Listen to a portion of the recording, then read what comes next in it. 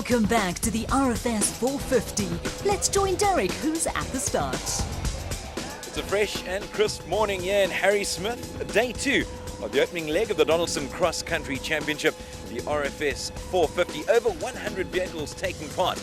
And right up in front, we've got the special vehicle of the Elegant Fuel team of Quinton and Cully Silvalt. Quinton, feeling the pressure being right out in front? Yeah, I know for sure. I think today's going to be a tough day, hoping that the rain stays away. I think that's going to be a game changer if it does rain. So plan for today is just to stay out of trouble, make as little mistakes as possible, and then hopefully get to first the pits and then from there the finish.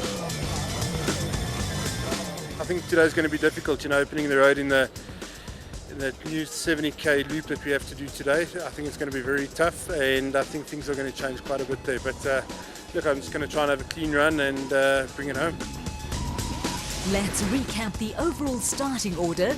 The first 6 places were held by special vehicles led by Quinton and Cully Silvalt, while Taylor and Murphy are in the first production vehicle in the Castrol Toyota Hilux. And they're off, the Silvalts with a slender lead over Hutchison and Stassen, just 3 seconds to be exact. Starting 16 seconds off the pace, Hammond and Vickard Silvalt, closely followed by Matthews and Amida of Century Racing. Getting a good start in front, Quinton and Cully loving this route in Harry Smith. Well, they're locked in battle with the motorized pair of Hutchison and Stassen, proving that the more things change, the more they stay the same.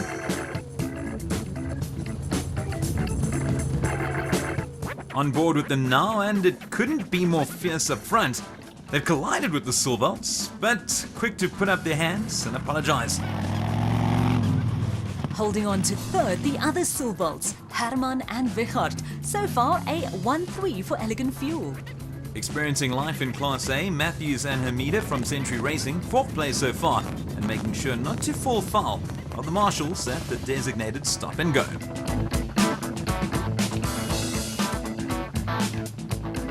Next amongst the specials, newcomers to the Donaldson Cross Country Championship, Barnes and Usher, lying in 5th place in their Bat Venom. In 6th place, the Duplessis, Gerard and Cahardis in their Jimco. This is the 17-year-old Cahardis' first ever cross-country race. The first production car, defending champions Taylor and Murphy from Castrol Toyota. They are motoring. Going along very well after a long break out of the saddle, Manfred Schroeder, sitting alongside Jaapie Badenhorst, who's been apologizing profusely to his driver as all his instructions have been in Afrikaans. The Atlas Copco Ford Racing pair are currently in 2nd place, and you can see them passing Hammond and Vickard Silvalts, who's stuck on the side of the road with a flat. But it looks as if these two have wrong slotted. Well, there they go, back on the route. Or are they? A car coming in the opposite direction is never a good sign. And would you believe it, it's their teammates Berthold and Rousseau, which means the two teams have switched positions. Berthold and Rousseau thoroughly enjoying life in their new Atlas Copco Ranger. Gary looked like a kid in a candy store before the race. In the specials, with their Bat Spec 4 proudly adorned with images of Meerkat, Marius and Yolinda Farie are 6th in class.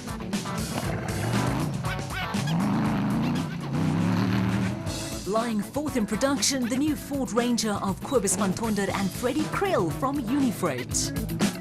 Trethui and Minotaur making good time, and the pair are gaining ground on the Faries. They're in 7th place. And rounding off the top 5 in class for now, the Dakar boys from Castrol Toyota, Poulter and Howie in their Hilux. And they're very closely followed by the Dirt Sport Components Porter of Gibson and Campbell. You can't miss the Atlas Copco Nissan Navara of Johan van Staden and Mike Lawrenson. They're lying in 6th place. Our first Class S competitor, Yanni Fuss and Joks Leroux from Rubicon Racing in their Toyota Hilux. 2 men who must be very happy that the original SP class was split down the middle.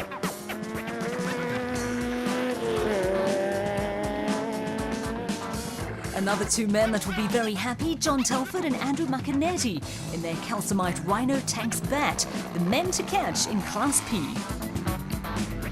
So after 40 kilometers of the RFS 450, Quinton and Cully lead the specials ahead of Hutchison and Stassen, with Matthews and Amidas third.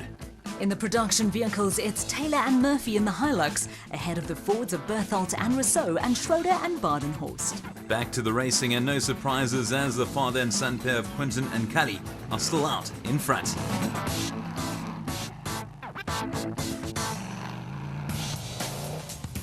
But they are being severely challenged by Hutchison and Stassen, the motor white duo relying on their skill and nous, which won them the championship last year. While specials dominated during qualifying, the production vehicles are finding things far better on day 2. Class leaders Taylor and Murphy narrowing the gap between them and the Bat Viper. Speaking of which, Hutchison and Stassen look to have lost their way. A U-turn needed to get things back on track. And ahead, only just, the Silvalds, Quinton and Cully. This is brilliant entertainment. As if that's not enough, they've also got to contend with the Hilux of Taylor and Murphy.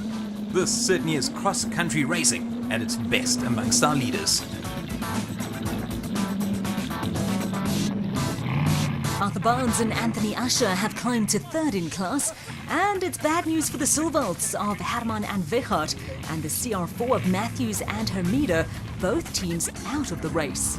But very much in the hunt, the Duplessis, Gerard and Pahadis now in 4th place.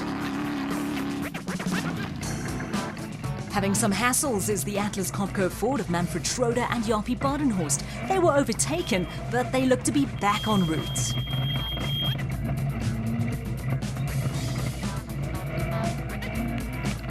So some catching up to do for the Ford team. Also a team that looks to be stuck on the right side. Leroy Poulter and Rob Howie from Castrol Toyota.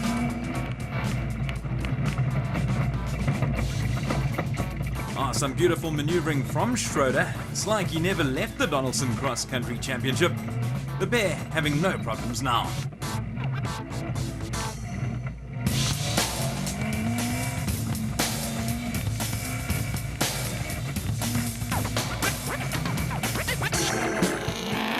Just behind their teammates Berthold and Rousseau, the two Fords holding on to positions 2 and 3 respectively.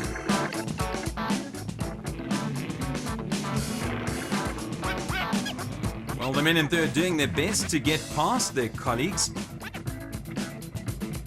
And they've just collided with their own teammates. That's not going to help the two Fords. I can't imagine Berthold will be too pleased about that. Well, Clint Gibson and Gary Campbell going smoothly. The Dirt Sports Components team currently 6th in class, with Trithui and Minute having retired after breaking a steering arm. Still holding on to 4th spot, Van Tonda and Creel in their Ford Ranger. The Unifreight pair having experienced no problems yet. One of the nicest guys in the championship, Johan van Staden and Mike Lawrenson from Atlas Copco, 5th in class. Further down the field, the RFS Motorsport Ford Ranger of Christian Deploy and Henk Janssen van Vieren, the pair had an extremely erratic 2013, always challenging the leaders, but seldom making it to the finish. Let's hope the new car will change all that.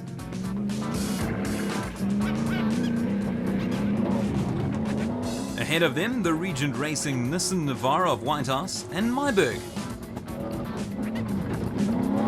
But not anymore. Great driving sees him overtake.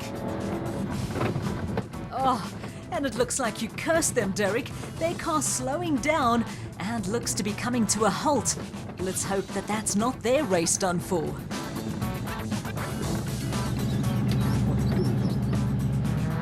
Cruising in front in Class S, the Rubicon Racing Toyota Hilux of Yanni Visser and Joks Leroux. Lying in 10th spot, it's the Celeb team of the Imperial Auto Regent Racing. Marius Roberts with Terence Marsh. Terence Marsh having raced last year alongside Gerard Skitter, so this time he'll have to get used to a new navigator every single race. Marius, of course, a well-known TV presenter, especially when it comes to motoring, so I'm sure he's in capable hands.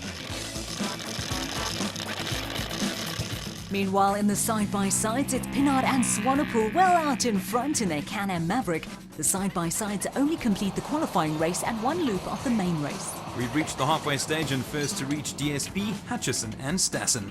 But on the one hill that we went out, we looked back down and I could see the guys all lined up. So they're all coming, but we're in the lead, which is good. Car's great, and at least now we know where we're going for the next loop. In third place amongst the specials, Arthur Barnes and Anthony Usher. I think we'll just stay where we are. We're not going to chase anymore. We're just going to try and hold our position and get some valuable points and put them in the bank. So after the first loop, defending champs Hutchison and Stassen lead the field, 43 seconds ahead of the Silvolts of Quinton and Cully, with Barnes and Usher rounding off the top three. Let's catch up with the production vehicles. I managed to take the lead, and then we got into a long section of open grass where Evan eventually just came past me because of power. But I mean, other than that, it's going very well, I must be honest. Now that the route's a bit open, I think we can give it a go and try and catch him and pass him. But main thing is to just finish, and where we are is exactly what we want. Not too far behind Taylor and Murphy, the men from Atlas Copco Ford. The route is exceptionally tricky, some very wet grass, a lot of tight stuff, a lot of rough stuff, so we're staying focused all the time. Keep your eyes on the road and your hands on the wheel. And that's exactly what they're doing. Berthold and Rousseau lying second with teammates Schroeder and Badenhorst third. Taylor and Murphy from Castrol Toyota hold top spot. On to the second loop of the RFS 450, and things not looking good for leaders Hutchison and Stassen.